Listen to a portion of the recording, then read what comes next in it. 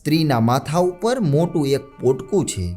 પુરુષ તો એકદમ ઓળખાય તેવો નહોતો, પણ રજપૂતાણી એના પગની ગતિ ઉપરથી ને ઘેરદાર લેંઘાને લપેટેલ ઓઢણા ઉપરથી અછતી નહોતી રહેતી.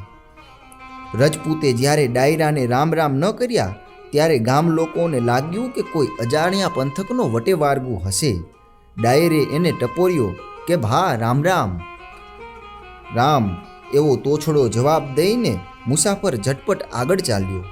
પાછળ પોતાની પેનીએ ઢાંકતી ગરાસણી ચાલી જાય છે. એકબીજાના મોં સામે જોઈને દાયરાના માણસોએ સાદ કર્યો, અરે ઠાકોર, આમ કેટલેક જાવું છે?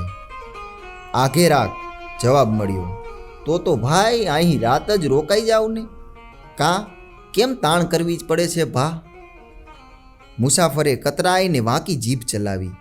બીજું તો કાંઈ નહીં, પણ અસુર ઘણું થઈ ગયું છે ને વળી ભેળા બાય માણસ છે, તો અંધારાનું ઠાલું જોખમ સીધને ખેડવું.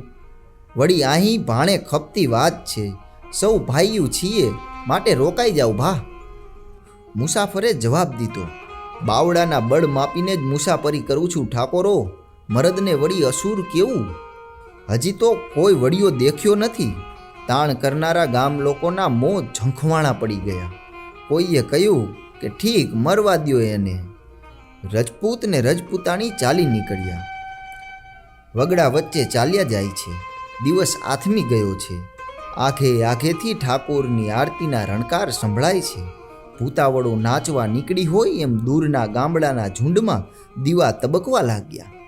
અંધારે જાણે કાંઈક દેખતા હોય અને વાચા વાપરીને એ દીઠેલાની વાત સમજવા મતતા હોય તેમ પાદરના કૂતરા ભસી રહ્યા છે.